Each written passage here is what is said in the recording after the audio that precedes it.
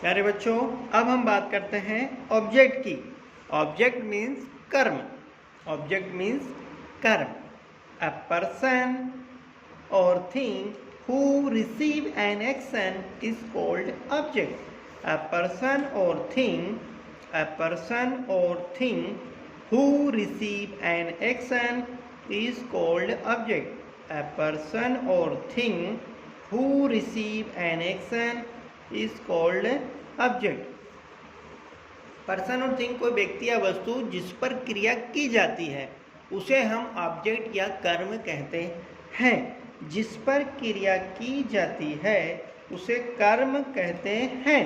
We use noun, pronoun and name as a subject. हम संज्ञा, सर्वनाम और नाम का प्रयोग कर्म के लिए करते हैं। प्यारे बच्चों, जिन चीज़ों का प्रयोग हम सब्जेक्ट कर्ता के लिए करते हैं, ठीक उन्हीं चीज़ों का प्रयोग हम ऑब्जेक्ट कर्म के लिए भी करते हैं। Noun, pronoun, verb, noun, pronoun and name, संज्ञा, सर्वनाम और नाम का यूज़ हम सब्जेक्ट के लिए भी करते हैं और ऑब्जेक्ट के लिए भी करते हैं। आइए हम एग्जांपल देखते हैं।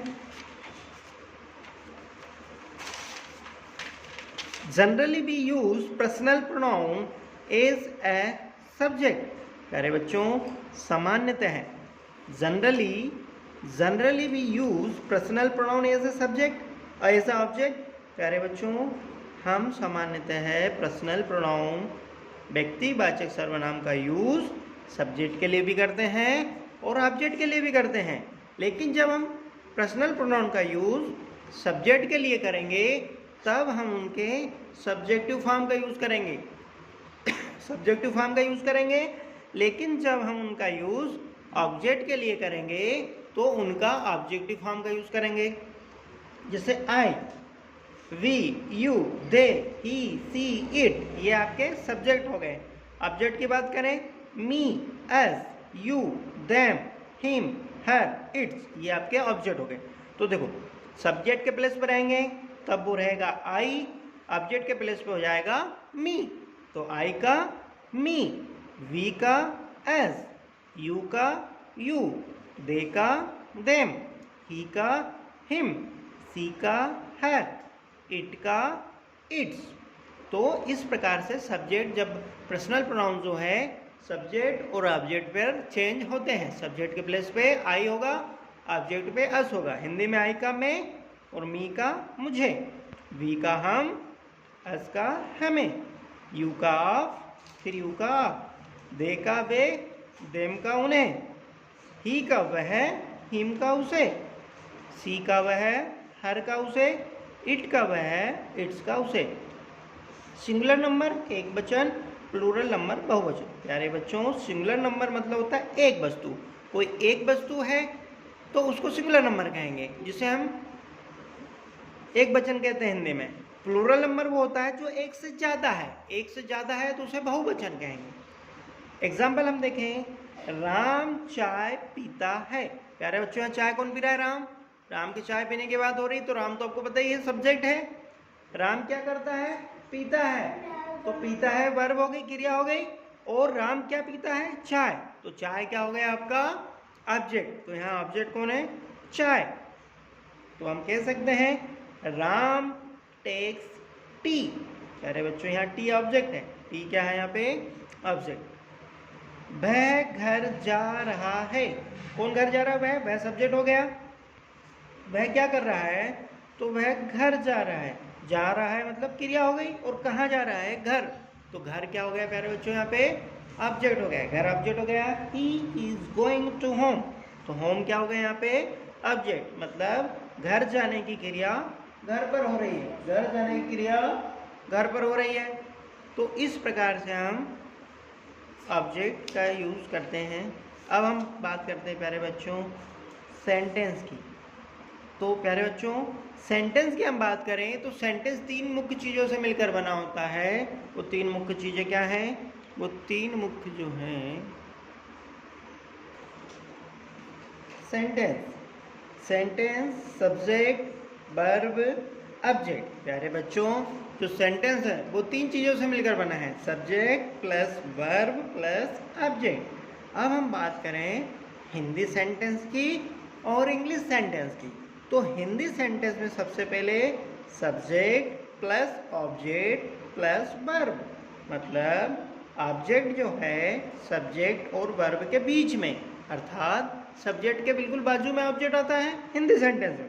लेकिन इंग्लिश सेंटेंस की बात करें तो सब्जेक्ट वर्ब ऑब्जेक्ट, अर्थात सब्जेक्ट शुरू में, वर्ब बीच में, ऑब्जेक्ट लास्ट में। तो हिंदी और इंग्लिश में थोड़ा सा चेंज है। हिंदी में सब्जेक्ट के जस्ट बाद ऑब्जेक्ट आता है, लेकिन इंग्लिश में सब्जेक्ट के जस्ट बाद वर्ब आती है। फॉर एग्जाम्पल, राम चाय पीता है। राम चाय पीता है, तो राम सब्जेक्ट है, चाय ऑब्जेक्ट है, पीता है वर्ब है। वही इंग्लिश में देखें, Ram takes tea. Ram takes tea, तो राम या सब्जेक्ट है, टेक्स वर्ब है और टी ऑब्जेक्ट है। तो देखो इसमें हिंदी सेंटेंस में subject object verb, English sentence subject verb object. तो हम कह सकते हैं कि हिंदी से इंग्लिश करते समय सब्जेक्ट ऑब्जेक्ट और वर्ब अपना प्लेस चेंज करते हैं। ऑब्जेक्ट और वर्ब अपना प्लेस चेंज करते हैं, अपना प्लेस चेंज करते हैं। ऑब्जेक्ट और वर्ब अपना प्लेस चेंज करते हैं, क्योंकि हिंदी सेंटेंस में वर्ब के पहले ऑब्जेक्ट आएगा और इंग्लिश सेंटेंस में वर्ब के बाद ऑब्जेक्ट आएगा। Next, sentence making. अब हम बात करें प्यारे बच्चों सेंटेंस मेकिंग के हिसाब से, मतलब रचना के आधार पे। तो sentence making there are 3 types of sentence by making. हम रचना के आधार पर सेंटेंस 3 प्रकार से बनाते हैं। तो there are 3 types of sentence by making. हम रचना के आधार पर 3 रचना या बनावट की दृष्टि से वाक्य 3 प्रकार के होते हैं। रचना या बनावट की दृष्टि से वाक्य 3 प्रकार के होते हैं। मेकिंग रचना के आधार पर सेंटेंस 3 प्रकार के होते हैं। वो 3 प्रकार कौन से हैं? वो है simple, compound, complex. Simple, compound, complex. Simple sentence को हिंदी में साधारण वाक्य, कंपाउंड सेंटेंस को हिंदी में संयुक्त वाक्य और कॉम्प्लेक्स सेंटेंस को हिंदी में मिश्रित वाक्य कहते हैं। प्यारे बच्चों, जनरली हम जो सिंपल जो सेंटेंस की प्रैक्टिस हम करेंगे या जो हम सेंटेंस अभी पढ़ के आए हैं, जैसे अभी हमने थोड़ी देर पहले ऊपर पढ़ा राम चाय पीता है, राम टेक्स टी, तो इस टाइप के सेंटेंस जो हैं वो सिंपल सेंटेंस है। लेकिन हम कंपाउंड सेंटेंस की बात करें तो कंपाउंड सेंटेंस वो होंगे जो कंजक्शन के थ्रू जुड़े होते हैं। जो कंजक्शन या प्रीपोजिशन से एक या एक से ज़्यादा सेंटेंस एक दूसरे से जुड़े होते हैं तो उन्हें कंपाउंड सेंटेंस कहेंगे। और अगर हम बात करें कॉम्प्लेक्स की, तो कॉम्प्लेक्स सेंटेंस जिसमें बहुत सारे सेंटेंस जुड़े होंगे, जैसे कि पैराग्राफ। जब आप कोई पैराग्राफ पढ़ोगे तो वो पूरा एक कॉम्प्लेक्स सेंटेंस होगा। नेक्स्ट हम आगे बढ़ते हैं सेंटेंस में। अब हम बात करते हैं सेंटेंस मीनिंग पे आधार के। प्यारे बच्चों, अभी हमने देखा सेंटेंस जो है रचना या बनावट के आधार पर 3 प्रकार के होते हैं, simple, compound, complex. Simple, compound, complex. ठीक उसी प्रकार सेंटेंस जो है मीनिंग के हिसाब से, सेंटेंस मीनिंग के हिसाब से अर्थ की दृष्टि से 5 प्रकार के होते हैं। तो हम कह सकते हैं there are 5 types of sentence by meaning. There are 5 types of sentence by meaning. अर्थ के आधार पर वाक्य 5 प्रकार के होते हैं। अब वो 5 प्रकार कौन से हैं? Affirmative, negative, interrogative, imperative, exclamatory. Affirmative, negative, interrogative, imperative, exclamatory. Affirmative क्या होगा? AFFIRMATIV affirmative, NEGATIV negative, INTERROGATIV interrogative, IMPERATIV imperative, EXCLAMATORY exclamatory. तो affirmative, negative, interrogative, imperative, exclamatory. Affirmative means होगा सकारात्मक, नेगेटिव मीन्स होगा नकारात्मक, इंटरोगेटिव मीन्स प्रश्नवाचक, imperative means आज्ञासूचक, exclamatory विस्मयादिबोधक। सेंटेंस, सेंटेंस मीन्स, अब देखो अभी प्यारे बच्चों हमने पहले देखा कि रचना या बनावट की सेंटेंस मेकिंग के आधार पर 3 प्रकार के होते हैं, सिंपल, कंपाउंड, कॉम्प्लेक्स। फिर हमने देखा सेंटेंस मीनिंग के आधार पर, तो मीनिंग के बेस पर सेंटेंस 5 प्रकार के होते हैं, affirmative, negative, interrogative, imperative, exclamatory. अब हम बात करें सेंटेंस बाय वर्ब, अर्थात वर्ब या क्रिया के आधार पर सेंटेंस। तो there are 3 types of sentence by verb. क्रिया के आधार पर वाक्य 3 प्रकार के होते हैं। क्रिया के आधार पर वाक्य 3 प्रकार के होते हैं, action, state, position. Action, state, position. Action, state, position.